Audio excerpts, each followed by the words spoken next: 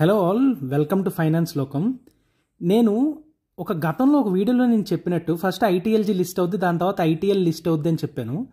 But దీన్ని contradict చేస్తూ కొంతమంది హిందీ ఇన్ఫ్లుయెన్సర్స్ అయితే ఏం చెప్పారంటే ఐటీఎల్ఏ ఫస్ట్ ప్రీసేల్ తీసుకొస్తారు ఇంటర్లింక్ టీమ్, సో దట్ దానికి ఒక వాల్యూ వస్తుంది ఐటీఎల్కి, తర్వాత ఐటీఎల్జీ లిస్ట్ అవుద్ది అని చెప్పారు. టోటల్లీ కాంట్రడిక్టింగ్ అనమాట.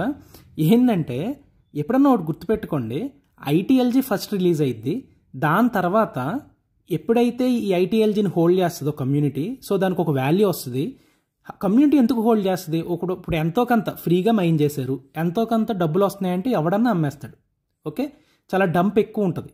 కానీ డంప్ అవ్వకుండా నెక్స్ట్ ఐటీఎల్ మేము రిలీజ్ చేస్తాము, మీకు ఎయిర్ డ్రాప్ చేస్తామంటే ఎవ్రీవన్ విల్ హోల్డ్ అనమాట. అట్లీస్ట్ 50% అమ్మి 50% హోల్డ్ చేస్తారు.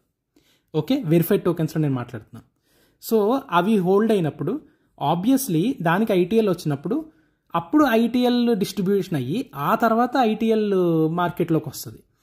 ఇక్కడ ఏం చెప్పారంటే చాలామంది ఫస్ట్ ఐటీఎల్ వచ్చేస్తుంది, ప్రీసేల్ చేసేస్తారు, ఆ తర్వాత ఐటీఎల్ లిస్ట్ అవుతుంది, ఐటీఎల్ లిస్ట్ అయిన తర్వాత ఐటీఎల్ వాళ్ళు అమ్మేసుకుంటారు ఫౌండేషన్స్ అన్నీ, ఆ తర్వాత ఐటీఎల్జీ లిస్ట్ అవుద్ది అని చెప్పారు. అసలు అర్థం పర్థం అయితే లేదు నాకు తెలిసి.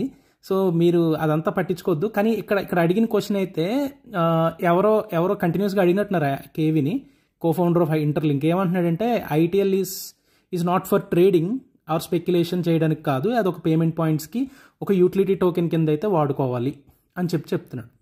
సో ఇక్కడ అతను చెప్పిన పాయింట్ అంతా ఇక్కడ ఉందన్నమాట. So the reason ITL becomes transferable is to allow companies in Shanghai, New York and blah blah blah to establish ITL reserve treasuries.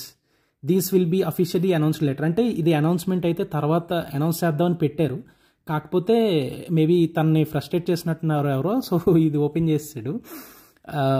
So మీకు సింపుల్. సో ఇట్లానే ఒక ప్రాజెక్ట్ మీరు ఎప్పుడన్నా ఒకటే గుర్తుపెట్టుకోండి, ఇప్పుడు దేనికన్నా వాల్యూ వచ్చిన తర్వాత మార్కెట్లోకి తీసుకొస్తారు కానీ యూటిలిటీని జనరల్గా మీకు అసలు ఈ మైనింగ్ టోకెన్ ఐటీఎల్జీకే వాల్యూ లేనప్పుడు అది ఇంకా లిస్ట్ కాకుండా ఐటీఎల్ని ఎవరు లిస్ట్ చేయరు. అది చిన్న కామన్ సెన్స్. అది maybe few people might missed it. So మీరైతే ఫిక్స్ అవ్వండి. And most of the comments on my video, పాత వీడియో నేను ప్రైస్ ప్రిడిక్షన్ చెప్పినప్పుడు చాలా క్వశ్చన్ ఏంటంటే ఐటీఎల్ టోకెన్ ప్రైస్ ఎంత, ఐటీఎల్ టోకెన్ ప్రైస్ మీకెందుకు? ఫస్ట్ మీరు ఐటీఎల్జీ టోకెన్ ప్రైస్ చూసుకోండి, దాని తర్వాత మీరు ఎయిర్ డ్రాప్ వచ్చి ఆ తర్వాత మీరు ట్రేడింగ్లోకి వెళ్ళిన తర్వాత ఐటీఎల్జీ మీరు హోల్డ్ చేస్తే ఐటీఎల్ వస్తుంది. మీరు ఐటీఎల్జీ ఎంత హోల్డ్ చేస్తారో మీకే తెలియదు కదా. సో మీరు ఫస్ట్ అయితే ప్రాపర్గా ఐటీఎల్జీ మీద కొన్ని ప్రాఫిట్స్ తీసుకోండి, కొంత హోల్డ్ చేసుకోండి, ఆ కొంత మీద ఎయిర్ డ్రాప్ తీసుకోండి ఐటీఎల్, తర్వాత ఐటీఎల్ లిస్ట్ అవుతుంది. ఇది ఐటీఎల్కి ఒక particular so much of value తీసుకొచ్చాక మార్కెట్లోకి తీసుకొచ్చి లిస్ట్ చేస్తాడు. ఇమీడియట్లీగా లిస్ట్ చేస్తే రెడ్డు పడిపోతాయి.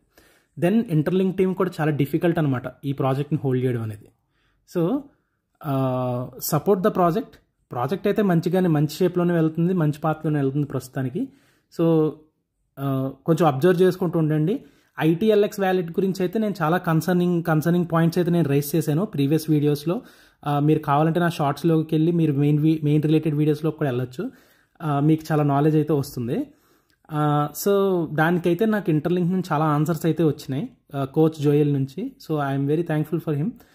సో మీరు ఇంకా ఇలాంటి ఇంట్రెస్టింగ్ ఇంటర్లింక్ అప్డేట్స్ కావాలంటే మీరు నా ఛానల్ని సబ్స్క్రైబ్ చేసుకుని ఫాలో అవ్వండి. అండ్ అట్లనే మీ ఫ్రెండ్స్ ఎవరికైనా ఈ ఇంటర్లింక్ మీద డౌట్స్ ఉంటే మీ రిఫరల్స్ కానీ ఎవరికైనా మీరు ఈ వీడియో షేర్ చేయండి. And in the same way నేను ఈ ఛానల్